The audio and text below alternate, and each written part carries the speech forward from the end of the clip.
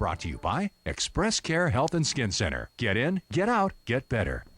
Welcome back to the show, everybody. Summer, of course, is now in full swing, and that means that many of you ostensibly are heading to the beach to partake of what Mother Nature has given us in terms of the ocean. But did you know that the big blue thing out there, once you get past the sand, can do some damage to you, or maybe, cause the potential for it? Dr. Jitka Lom, the principal physician over at Express Care, is here once again. Dr.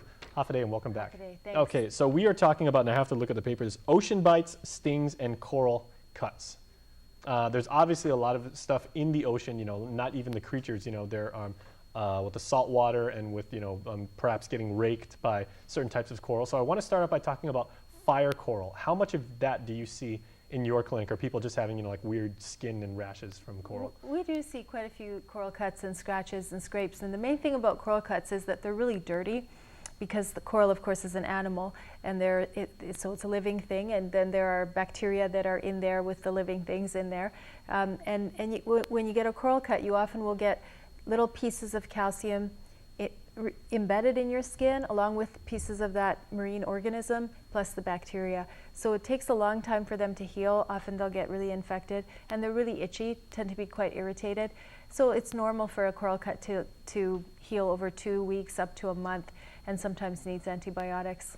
But relative to fire coral, though, specifically with fire coral, yeah. That is incredibly painful, though. I've known some people who have been raked by fire coral. That's true. It is very painful, and it's got some things in it that even cause a strong allergic reaction for people. So yeah, that one can be even worse. Fire coral and fire ants as well.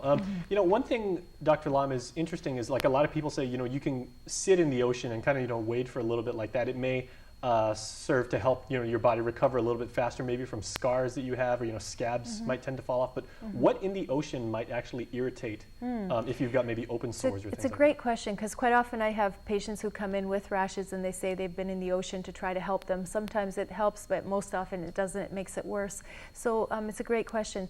So most of the time, I guess the ocean, first of all, is of course full of salt water, and if you have a dry skin condition, it will cause even more drying. So if you have something that's kind of oozing and needs to be dried out, like some kind of sore, it might actually help that, except that the ocean itself is actually quite dirty. There's a lot of bacteria in there, so the fact that you have an open sore, you may get rid of some bacteria but put some new ones in, so you might not get ahead at all. As far as eczema and psoriasis, quite often people say, I go in the ocean to try to make it better.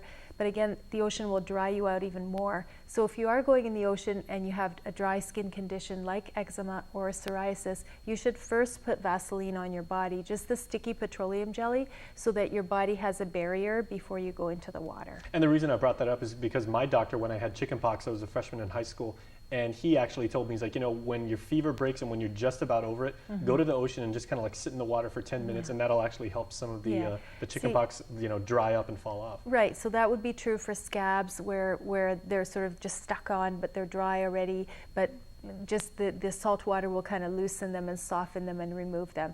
But again, not for a very long period of time, and not with like open wounds. I really don't recommend that. Okay, so it's kind of hit and miss, and you got to be careful with that kind of thing. Well, I know we're talking about the ocean, but I want to divert for just a moment, because for people that are heading to community pools or even private pools right now, it's rather irresponsible, but there are some people in the community who use big pools as their own public toilet. Oh dear. And maybe they urinate in the water. What can happen to other people who may be like swimming through that, or they're just in the water at the time? Yeah, well, public pools of course are chlorinated, and hopefully your private pool as well is chlorinated, and they're tested. They're tested at least a couple of times a day to make sure that the water is still clean, and if somebody does unfortunately contaminate the water, they'll close the pool and remove everybody from the water, because of course bacteria, particularly E. coli, can spread, and the water is warm. And if there's not enough chlorine to kill the bacteria, the E. coli will multiply and make the pool extremely dirty. So then people swimming in it will get swimmer's ears, respiratory complaints, meaning sinus infections, maybe even coughs, and certainly skin infections. On that note, now let's go back and forth between the ocean and the pool. Does chlorine have any more dramatic effect on somebody's eyes being bloodshot as opposed to swimming in a pool as being in the ocean? Yeah, okay. Well, that's an excellent question. I think it depends on the level of the chlorine in the water. Some pools are over-chlorinated. Okay, they do that because of the exact reason that you mentioned, that sometimes it's contaminated. But if you have a very dirty swimming pool, you put a lot of chlorine in it. People's skin can get incredibly irritated from that, and their eyes also.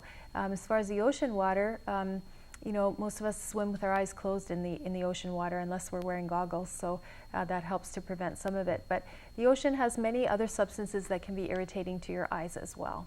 Well, I know many a lifeguard out there would say whether you're in a pool or whether you're in the ocean, as soon as you get out of the water, head over to the shower and just either rinse the chlorine off you or rinse the salt water off you. That's the best thing you can do. Definitely. Would you agree? I definitely agree with that. Okay, we'll tell you what, we have a bunch of stuff coming up, so sit tight, and you sit tight out there because more questions for the good doctor when we return right here on Healthy Living Tuesday. Please stay with us.